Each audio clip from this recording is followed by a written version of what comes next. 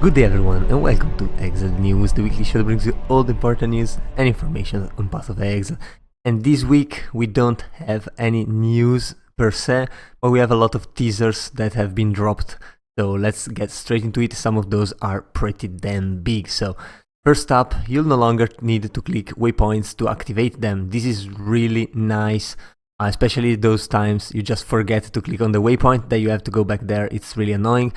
This is a tech that's been made for PoE2 and it's been brought over from there, so very nice. Also, item quality has been reworked. Basically, the rarity of the item is no longer relevant. So what it means is that it doesn't matter if it's a white item or a unique item, you will still be applying the same amount of rarity to it while using currencies. It is instead based on the item level, so higher item levels will require more of the currency, which honestly is a really great change. First up, you will be able to use quality currencies on lower level items, actually giving them some power. So that's going to be great for leveling, and in the end game it makes a good use of the items that you might have picked up during the campaign. So this is definitely a very nice thing. Also, item quality on armor and weapons are now multiplicative, and well, this is pretty big. Instead of just adding a flat small amount of damage or of armor, it is now going to be multiplicative with the base armor and the base damage, and this has been calculated to be around 10 to 20% buff. This has been made on weapons, and this has most likely been made to give back some power to melee builds who are apparently losing the totems buffs. And well, this is a thing the community noticed in every single teaser. This is a screenshot of the latest teaser, for example. There is a totem that's lying on the ground, and the community is now expecting totems to be dead. And I don't mean like unplayable, simply the fact that you will no longer need totems to actually play melee. So this is why they're giving more effect on your armor with the qualities and more effect on your weapons. For example, armor, well, it's not related to totems, honestly, but it's also related to the change that we've seen in the past week for determination, for example. So less pressure on using an aura for armor and more armor on the gear itself, which honestly looks like a pretty good change. So yeah, very nice things so far. Also, Pinnacle and Act bosses now have static life bars, and this is pretty nice. I mean, every single game out there has this thing. It's really good that GGG finally jumped on it, and yeah, it's gonna be great, especially if you are off screening, of course, but honestly, just for any build whatsoever, while you're fighting a boss, it's nice not to have to hover over them to actually see what life they have, especially if you're using a ranged skill or whatever skill that's not requiring you to actually put your cursor over the boss. So yeah, it's just that, it's just static life bars, but it's amazing.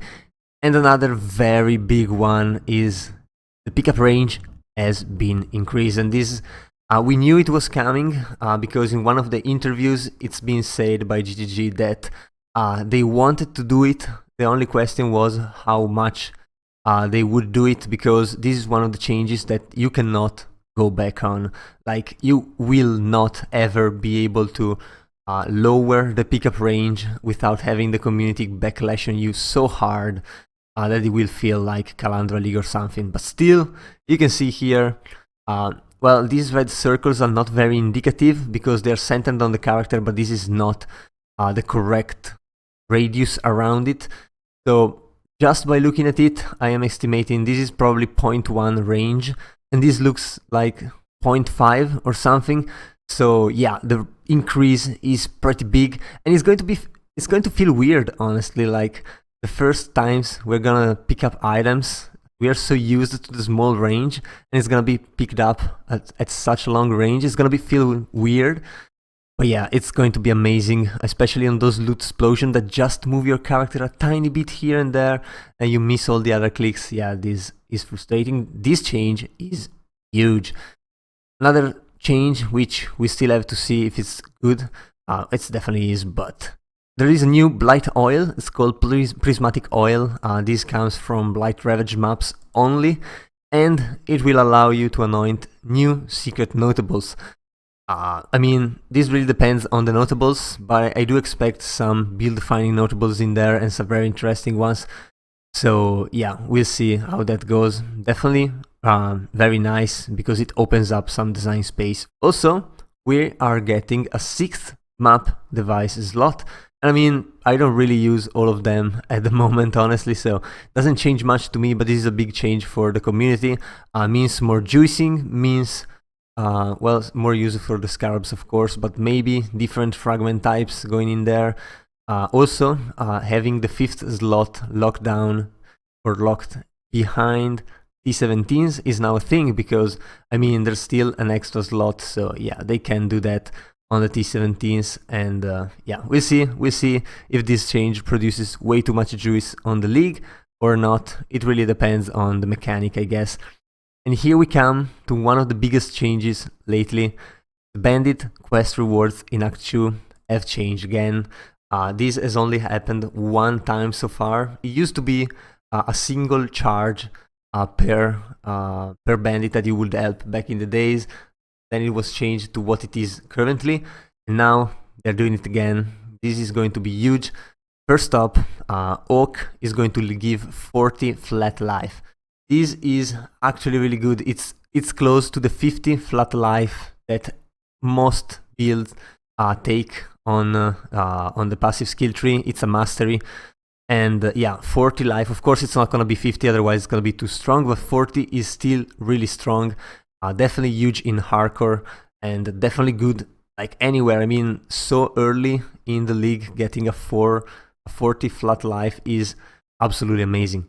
Alira is going to have plus 15% to each elemental resistances. Unfortunately, this doesn't take chaos in consideration. I mean, that will be way stronger, but still, this is really huge for those who struggle with resistances.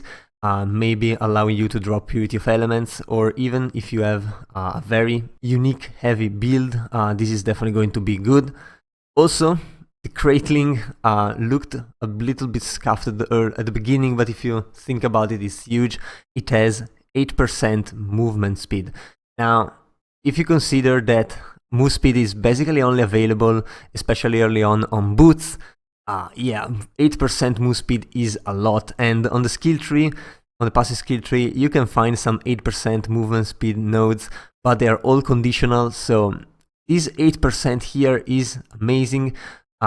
It is definitely going to be picked up by a lot of softcore players and by those who really want to speedrun the campaign, because it's going to be really amazing. And move speed early on is also a type of defense. I don't think people consider it as much, but being able to move quicker, dodge things quicker, might give you that little bit more of time to, for example, react to some situations, or even be able to outrun some enemies which you might not be able to outrun otherwise.